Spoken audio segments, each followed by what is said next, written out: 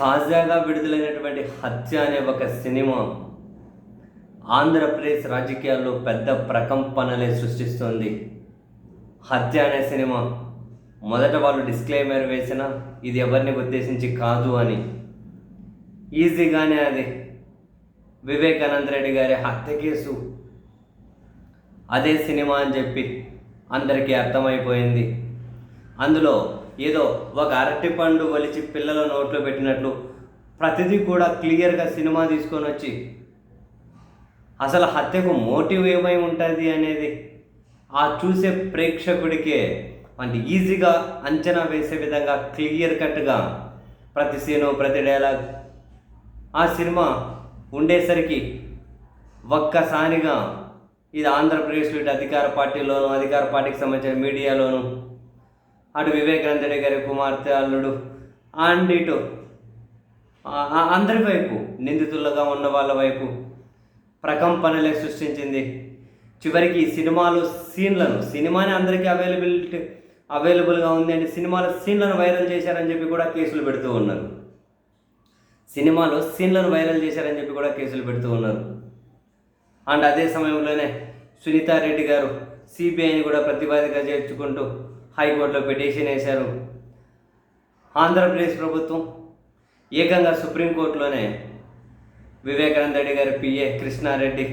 అబద్ధం చెప్పాడు అని, ఆయన సిబిఐ అధికారి రామ్ సింగ్ విచారణ చేయలేదు అని, అండ్ అవినాష్ రెడ్డి కృష్ణారెడ్డితో ఇదంతా కనుక డ్రామాలు ఆడించారు అని కృష్ణారెడ్డి పెట్టిన కేసు ఆ విచారణ అధికారిగా ఉన్న రాజు అసలు కృష్ణారెడ్డి దగ్గరికి వెళ్ళలేదు, ఎవరిని విచారించలేదు, రకరకాలుగా మొత్తం మీద ఆంధ్రప్రదేశ్ ప్రభుత్వం మొత్తం దీన్ని అవినాష్ రెడ్డి గారి మీదకు దొబ్బేసుకుంటూ ఉన్న పలంగా సుప్రీంకోర్టులో అనుబంధ అదనపు అఫిడవిట్లు దాఖలు చేశారు. వరుస పెట్టి టీడీపీ మీడియా దీని మీద మొత్తం మీద మళ్ళీ అవినాష్ రెడ్డి గారిని కార్నర్ చేసుకొని ఆయన టార్గెట్గా డిబేట్లు పెడుతూ ఉన్నారు. ఆ సినిమా చాలా క్లియర్ కట్గా అర్థమైంది అందరికీ మోటివ్ ఏమై ఉంటుంది అని. ఈ క్రమంలో వివేకానంద రెడ్డి గారి పిఏగా పనిచేసిన కృష్ణారెడ్డి గారు మళ్ళీ మీడియా ముందుకు వచ్చారు. మొత్తం వివరాలు నన్ను సునీతారెడ్డి వాళ్ళ భర్త నరెడ్డి రాజశేఖర రెడ్డి వీళ్ళు పిలిపించడం, సిబిఐ చెప్పినట్టు వినకపోతే నా భర్త జైలుకి వెళ్తాడు అని సునీత గారు అన్నారని, ఈ విషయం నేను ఎవరి మీదైనా ఎక్కడైనా ప్రమాణం చేసి చెప్తాను అని, లేదు అంటే సునీత వాళ్ళ భర్త వాళ్ళ మధ్య శివప్రకాష్ రెడ్డి వచ్చి ఎక్కడికైనా ప్రమాణం చేయాలని, నేను ఏ చర్చికైనా ఏ గుడికైనా ఎవరి మీదైనా ప్రమాణం చేస్తాను వాళ్ళు చేయాలి అని, లేదు అంటే వాళ్ళన్న నేను ఎప్పుడు కలిశాను ఏంటి అనేది ఆ లొకేషన్ ట్రాక్ చేసి వాళ్ళది నాది బయటకు దివ్వాలి అని, రామ్ సింగ్ నన్ను నా కొడుకుల ముందే కొట్టాడు లేదని చెప్పి రామ్ సింగ్ ఎక్కడికైనా వచ్చి ప్రమాణం చేయాలి అని, మొత్తం ఇదంతా అసలు ఒక లేఖ రాశారు అంటే లేఖ దాచిపెట్టమన్న వ్యక్తి ఏమో సేఫ్ సైడ్ ఉన్నారు రాజశేఖర రెడ్డి సునీతారెడ్డి గారు వాళ్ళ భర్త, దాచిపెట్టి నేనేమో బాధలు పడుతూ ఉన్నాను అని చెప్పి నేను పెట్టిన కేసులో విచారణ అధికారిగా ఉన్న రాజు 2 సార్లు నా దగ్గరకు వచ్చారు, 20 పేజీల స్టేట్మెంట్ డాక్యుమెంట్ తీసుకున్నారు, నేను చెప్పేది ప్రతిదీ నిజం, కావాలంటే ఎక్కడికైనా వచ్చి ప్రమాణం చేస్తా, ఏ పరీక్షలకైనా నేను సిద్ధం.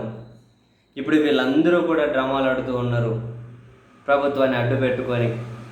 అని చెప్పి కృష్ణారెడ్డి గారు వచ్చి మళ్ళీ ఆయన మీడియా సమావేశం పెట్టి చాలా విషయాలను అయితే వెల్లడించారు. వెరసి మొత్తం మీద